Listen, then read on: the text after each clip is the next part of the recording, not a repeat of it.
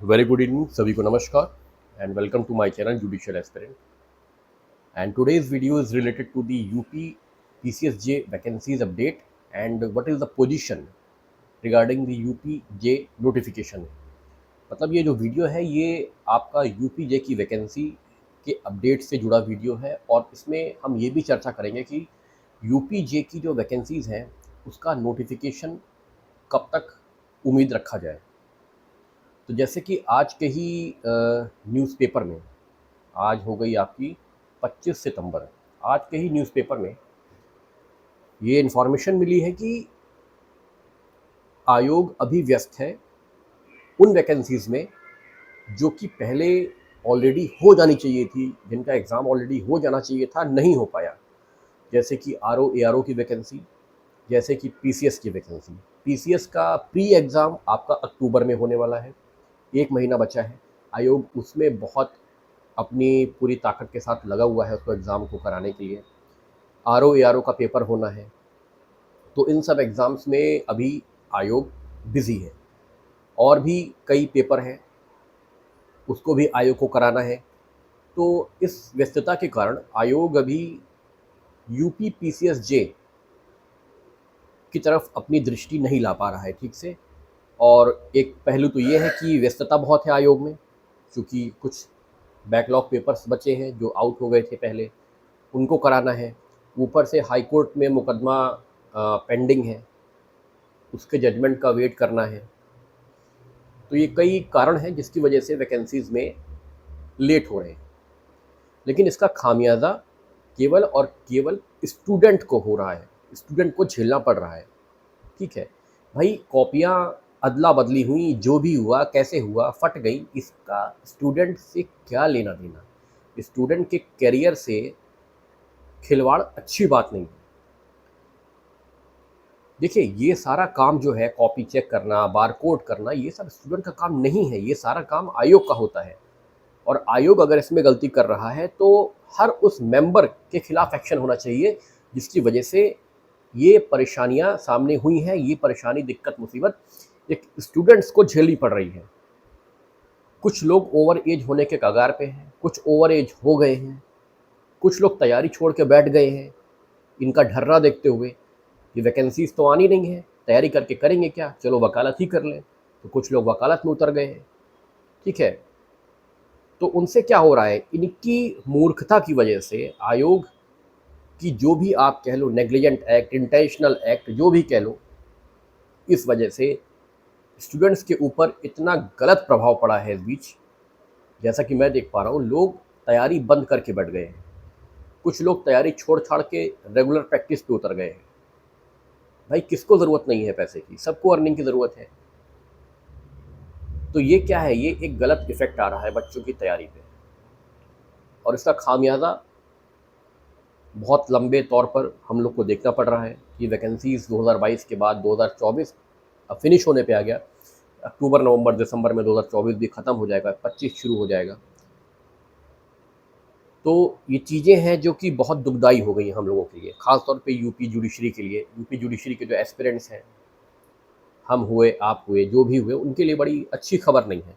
क्योंकि आज भी जो न्यूज़पेपर में इन्फॉर्मेशन मिली है, उसमें उससे यही एक अनुमान लगाया जा सकता है कि यूपीजे की वैकेंसी 2024 में नहीं आनी। क्योंकि जब ये साफ-साफ शब्दों में ये एहसास दिला रहे हैं, इन चीज़ों को ये क्लियर कर रहे हैं कि हमारे पास अभी और भी पेपर्स हैं कराने के लिए, आरओ एआरओ है, पीसीएस है, फलाना है, ढिकाना है। तो ये अपनी मंशा इन्होंने ज़ाहिर कर दी है कि यूपी पीसीएसजे तो ये इस साल नहीं कराने वाले, ना ही इसका नोटिफिकेशन आने वाला। ये बिल्कुल साफ शब्दों में आप लोग सुन लीजिए, एपीओ का जिक्र कहीं नहीं है। मतलब ऐसा कहीं नहीं बोला गया कि एपीओ का एग्ज़ाम नहीं होगा। इसीलिए मैं आप लोगों से बार-बार इस बात का रिक्वेस्ट कर रहा हूँ कि यूपी एपीओ के पेपर के लिए तैयारी करिए, अच्छे से लगिए। क्योंकि जे का तो पेपर नहीं होना, ये तो बिल्कुल कन्फर्म बात है कि 2024 में नोटिफिकेशन ही आ जाए तो बहुत बड़ी बात हो जाएगी। नोटिफिकेशन भी मुझे नहीं लग रहा कि जे का 2024 में आ पाएगा। 2025 में मान लीजिए जनवरी, फरवरी में अगर आता है तो बात अलग है, लेकिन डिले हो रहा है, डिले काफ़ी हो रहा है। तो आज मैंने देखा, मैंने कहा ये सूचना के बारे में मैं आप लोगों को अवगत कराऊँ। यूपी एपीओ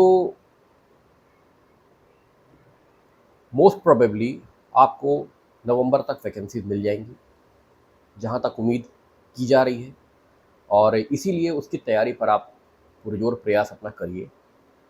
यूपीजे की वैकेंसी 2025 में ही, जहां तक अनुमान है कि जनवरी फरवरी तक नोटिफाई हो गया तो बहुत अच्छी बात है,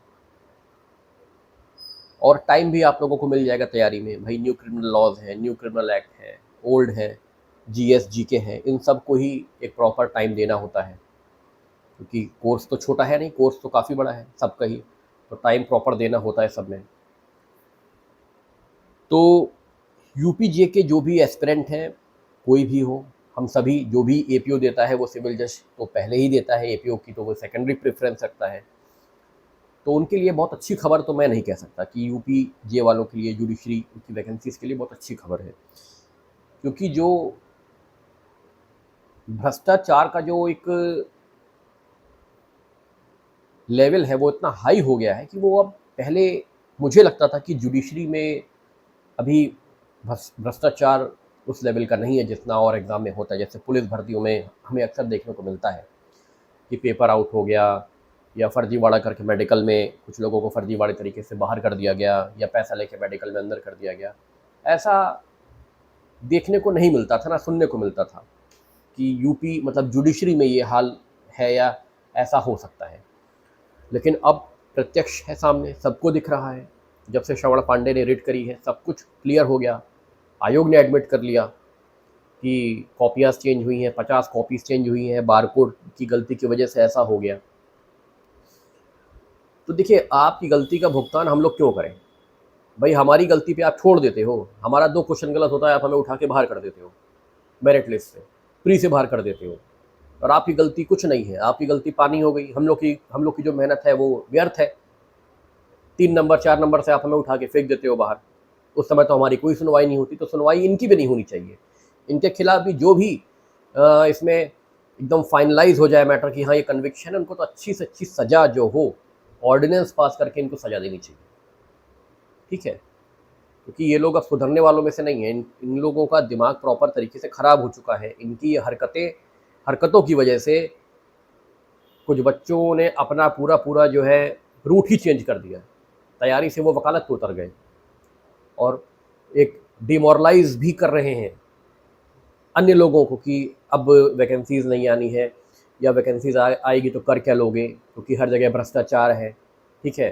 पेपर दे लोगे, कॉपी चेंज हो जाएगी, कॉपी भी चेंज नहीं हुई तो ट्रांसपेरेंसी नहीं है। आज तक मेरिट, देखिए, आज तक यूपीजे की मेरिट, यूपी एपीओ की मेरिट प्री की इन्होंने डिस्क्लोज नहीं करी आयोग वालों ने। भाई ऐसा क्यों हो रहा है? हमेशा तो होती थी, इस बारी क्यों नहीं हो रही है? तो ये सब चीज़ें हैं जो संदेह के घेरे में खड़ी करती हैं आयोग को। भाई आप क्लियर करिए ना, मेरिट क्लियर करिए। जब आप हम लोग से पेपर ले रहे हैं, हम लोग की पूरी ट्रांसपेरेंसी आप रखना चाहते हो, अपनी आपको देने की हिम्मत नहीं है, तो दो ना ट्रांसपेरेंसी। आप करो मेरिट, बिल्कुल डिस्क्लोज करो मेरिट कि भाई ओबीसी कितनी थी, जनरल कितनी थी, एससी एसटी कितनी थी, ईडब्ल्यूएस कितनी थी। हम लोग तो केवल उम्मीद पे ही खड़े रहते हैं, हम लोग केवल अंदाजे पे ही हैं कि ओबीसी की 105 थी, जनरल की 109 थी, 108 थी। हम लोग केवल अंदाजे पे ज़िंदगी निकाल रहे हैं अपनी। जबकि क्या है, हमें अपने जो हमारा एग्ज़ाम हम दे के आ रहे हैं, हमें उससे जुड़ी पूरी जानकारी हमें मिलनी चाहिए। कितने कैंडिडेट क्वालिफाई हुए, कितने कैंडिडेट अपीयर हुए, कितने कैंडिडेट जो है डिस्क्वालीफाई कर दिए गए, रीज़न क्या था, कितनी मेरिट गई प्री की, कितनी मेरिट मेंस की गई। इन सब चीज़ों का ब्यौरा हम लोगों को मिलना चाहिए, जिससे कि हम अपने आगे की रणनीति उसी हिसाब से तय कर सकें। अब हम लोग तो अंदाजे पे निकाल रहे हैं सारा कुछ, सब कुछ 105, 106, 107, 108 यही कर रहे हैं बैठ के। तो ऐसा क्यों हो रहा है? आयोग पहले अपनी गिरेबान में जाके अपने को सुधारे पहले, कि उनको क्या करना है, अपना वो रिस्ट्रिक्ट करे चीज़ों को। आप लोग पहले अपना एक ऐसा रेगुलेशन बनाइए जिससे कि स्ट्रिक्टनेस आए, लोगों में थोड़ा सा ट्रांसपेरेंसी आए, और इस तरीके की हरकतें हुई हैं इस बार, ये हरकतें दोबारा ना होने पाए। जो अपॉइंटी हैं उनको निकाल दिया जा रहा है, जो इंटरव्यू में नहीं आए थे या इंटरव्यू में जिनका नंबर नहीं था उनको अंदर डाल दिया जा रहा है। मतलब मजाक हो रहा है, कोई सिस्टम ही नहीं है। कब किसको अंदर कर देंगे, कब किसको बाहर ले जाएंगे, कुछ पता ही नहीं चल रहा है। इसलिए जो न्यू भी एस्पिरेंट है, जो न्यू कैंडिडेट एग्ज़ाम देने वाले हैं, वो भी बड़ा डिमोटिवेट हो रहे हैं कि भाई हमारे साथ क्या होगा इनके साथ जब ऐसा हो रहा है। ठीक है, जो चुने गए हैं उनको हटा दिया जा रहा है, तो हमारे साथ क्या होगा, हमें चुना भी जाएगा कि नहीं चुना जाएगा। तो ये सबसे बड़ा रीज़न है। तो आज की अपडेट समझ लीजिए, सुन लीजिए। आज की अपडेट ये है, आज की डेट तक की अपडेट ये है कि यूपीजीए वैकेंसी इस साल नहीं आनी है, जहां तक की स्टेटमेंट न्यूज़पेपर में दिखाई दे रहे हैं। अभी आयोग का ध्यान बिल्कुल भी यूपीजीए की वैकेंसी की तरफ नहीं है। उनका पूरा का पूरा ध्यान आरओ, एआरओ, पीसीएस और अन्य भर्तियों पे है। तो आप यूपीजीए की वैकेंसी इस साल ना ही मान के चलें, कोई आशा ना रखें तो ही बेहतर होगा। लेकिन यूपी एपीओ की वैकेंसी हर हाल में आनी है और आएगी ज़रूर। नवंबर तक वैकेंसीज आपके सामने होंगी, इसलिए आप अपनी तैयारियों को यूपी एपीओ के दृष्टिकोण में मजबूत करते चलें। जो भी सवाल जवाब हो, जो भी दिक्कत हो, मुझसे कमेंट बॉक्स में कमेंट करके आप पूछ सकते हैं। और जैसे कि मैंने सीरीज़ चलाई है 10 क्वेश्चन के सेट्स की, वो आपको रोज़ मिलता रहेगा नियम से। चाहे कितनी भी एमसीक्यू की बुक मार्केट में उतर जाए, लेकिन जो मैं अपना काम है वो मैं करता रहूँगा। जो मेरी स्ट्रेटजी है वो मैं उसे फॉलो करूँगा, मैं उसे करता ही रहूँगा। आप लोग अपना कोई भी करंट अफेयर का चैनल यूट्यूब का, उसे आप सब्सक्राइब कर लो, देख लो, समझ लो, जो भी अच्छा लगे उसे कर लो। घटना चक्र की पॉइंटर्स ले लो और अपना एमसीक्यूज़ लॉ वगैरह का सॉल्व करो, उसी में आपकी भलाई है। पुलिस रेगुलेशंस का एक भाई का कमेंट आया था कि पुलिस रेगुलेशन से जुड़े सेक्शंस के बारे में कुछ बताइए, तो ज़रूर बहुत जल्दी उसका भी वीडियो आएगा। आप लोग वेट करिए, सारे वीडियोज़ जो आप लोग डिमांड कर रहे हैं, सारे वीडियोज़ टाइम पे आएंगे। तो इसीलिए आज मैंने ये सुबह का मॉर्निंग वीडियो मैं आपके सामने लेके आया हूँ कि आपको मैं आज की इन्फॉर्मेशन बता दूँ कि यूपीजे के बारे में लगभग निगेटिव ही न्यूज़ है, पॉजिटिव कुछ नहीं है। लेकिन यूपी एपीओ के लिए आप लोग अच्छे से लगे रहिए। यूपी एपीओ ज़रूर आनी है, 100 से ऊपर पोस्ट आएगी। उत्तराखंड की तो आने ही वाली है, उत्तराखंड भी आने वाली है, उत्तराखंड एपीओ। तो तैयारी आप रखिए जिससे कि आप अच्छे से एग्ज़ाम में अपीयर हो सकें। तो जो भी नई अपडेट आएगी मैं उससे आपको अवगत कराता रहूँगा। कृपया मेरे चैनल को सब्सक्राइब करिए, आपको अपडेट बिल्कुल टाइम पे मिलेगी। लाइक, शेयर, सब्सक्राइब करिए। टिल देन सभी को बहुत बहुत धन्यवाद। नमस्कार।